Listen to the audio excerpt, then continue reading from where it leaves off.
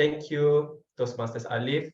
Can I see a raise of hands? Who likes spicy food in this room? Anyone? From the emoticons? Can see one or two. No worries. Yes, we have a thumbs up for our GE. Thank you so much. So I'm a fan of spicy food itself. You can just name it. Nasi lemak, kway teow goreng with sambal, nasi goreng with sambal, anything with sambal, the McD, ayam goreng spicy, the 3 times the spiciness, and many more. My body can take it all because I loved it. But sometimes, anything that you like might not be good to you. A few years back, I had a nasi lemak as my late lunch at my university in Madasan Way. As I was in my car on my way home, suddenly there's this rumbling sound came up from my stomach. Ladies and gentlemen, you know that when that sound is heard, it is time to go to the toilet. But here, where things get complicated, I just had nasi lemak as my lunch. On breakfast, I had kway teow goreng with sambal. And the night before, the ayam goreng McD 3 times the spiciness. So the sound that it made was one of a kind. It's like my stomach was saying, Mayday, Mayday, Mayday, you need to go to the toilet now. But I can't.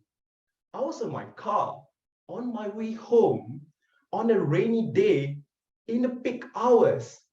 So what's supposed to be a 20-minute journey can last for eternity.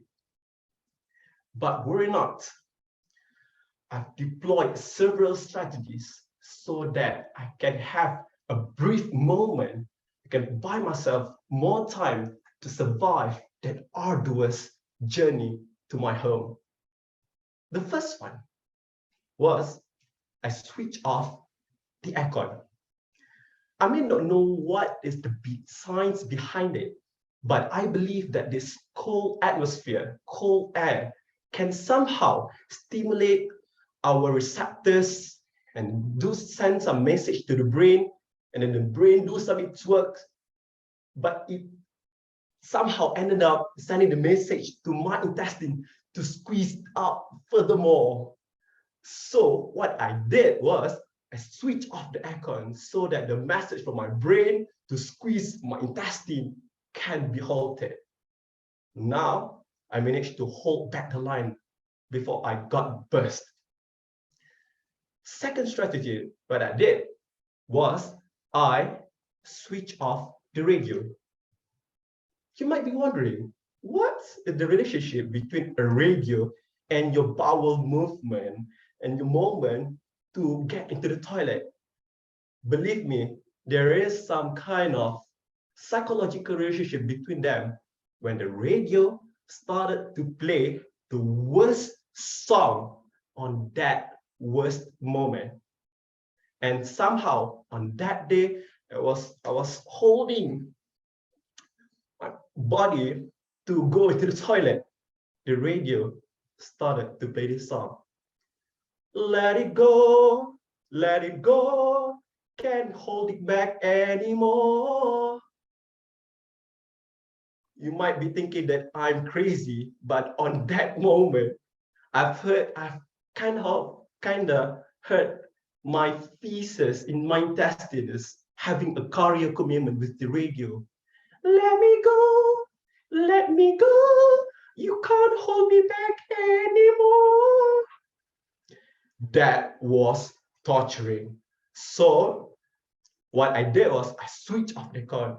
I said to my stomach, that thing down there, yes, I can hold it back for some more time.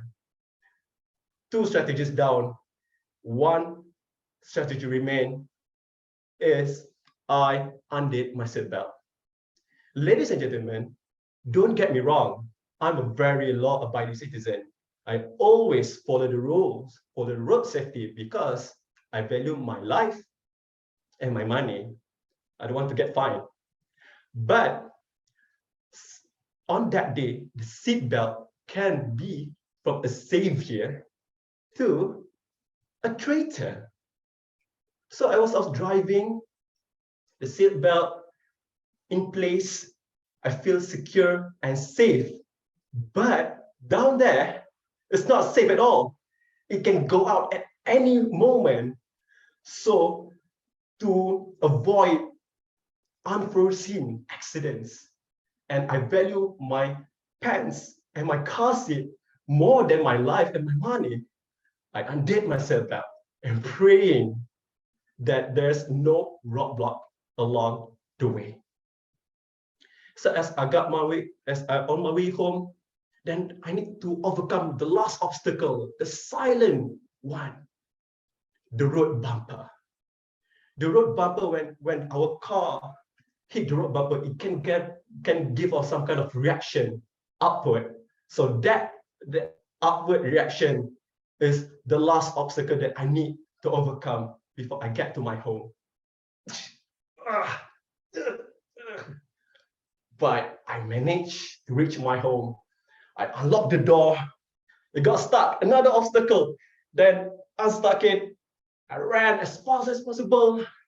Throw away my keys. Undid my pants. Opened the toilet door. And then I sit. And then I say the magic word. Release the Kraken. I don't want to describe the sound because it's not appropriate in this meeting, but I let your imagination run wild. But the feeling, what I can say about the feeling is I feel happy and euphoric. As I was sitting, forgot my handphone, so I contemplated about my life through that journey. I believe that whatever you do, whether it's good or bad, there are some consequences to it. So all you have to do is you need to be persevere and keep moving forward to survive this journey and have a good life. With that,